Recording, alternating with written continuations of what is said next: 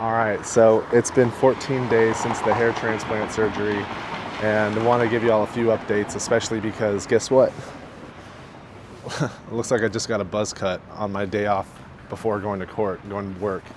So just want to give you all a few updates about how everything's going. And things are going well.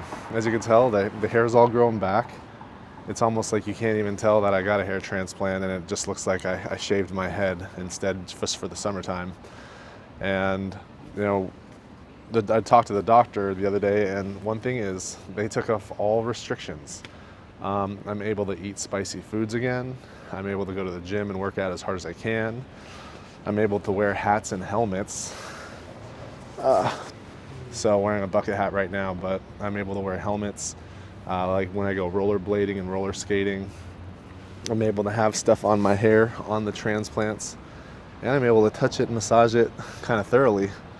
So the last 14 days were kind of crazy because of all the healing that had to go on and the scabbing that had to occur, and then the scabs having to fall off and flake off on their own.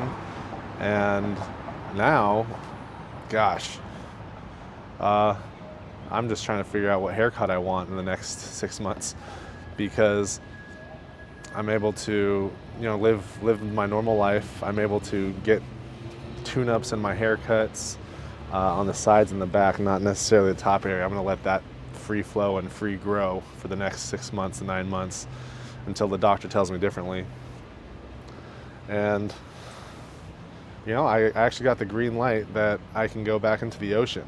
So, right now it's a Thursday, but tomorrow on Friday I plan on going to Santa Cruz after work, jumping in the ocean, getting a nice little saltwater shock on my body, and, getting my mind right. Ultimately, the healing and recovery process is not as aggravating and not as egregious as I anticipated. The healing process is occurring a lot faster than I thought. And, realistically, if I just walked up to you on the side of the street right now,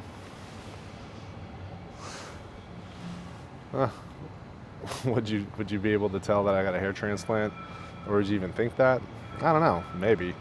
But, hopefully that the hair is coming in enough and the content of my character and the quality of my rhetoric is intriguing enough for you to pay attention to what I'm actually trying to say and trying to impose into this world, rather than what the top of my head looks like. But at the same time, you never know. Different strokes for different folks.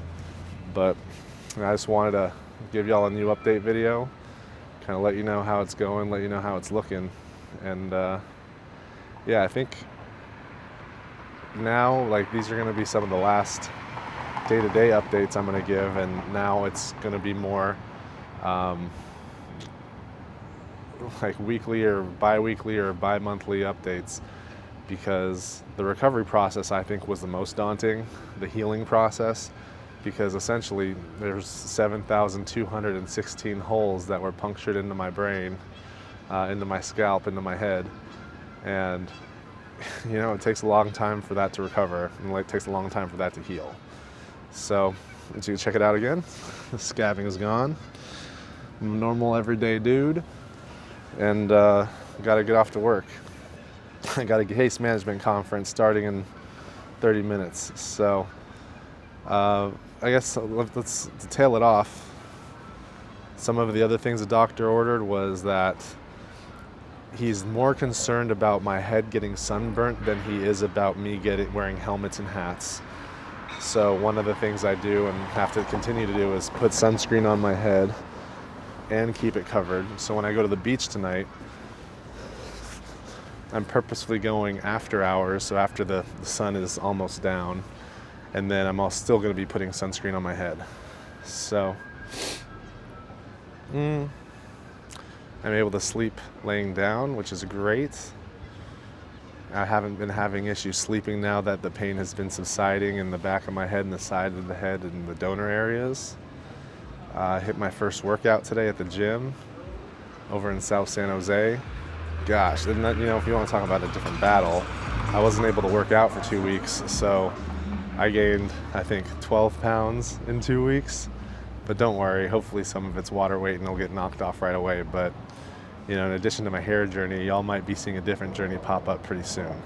So, you know, thanks for hanging out. Thanks for watching these videos. And, you know, I'm going to make some more about this hair journey because, you know, one of the things that I've found is that there are a lot of men and women who are interested in, you know, not only that procedure, but just information about recovering, getting it, healing, why you got it, how much it cost, who you got it from, how did you pick your doctor, how did you trust somebody to poke 7,216 holes in your head.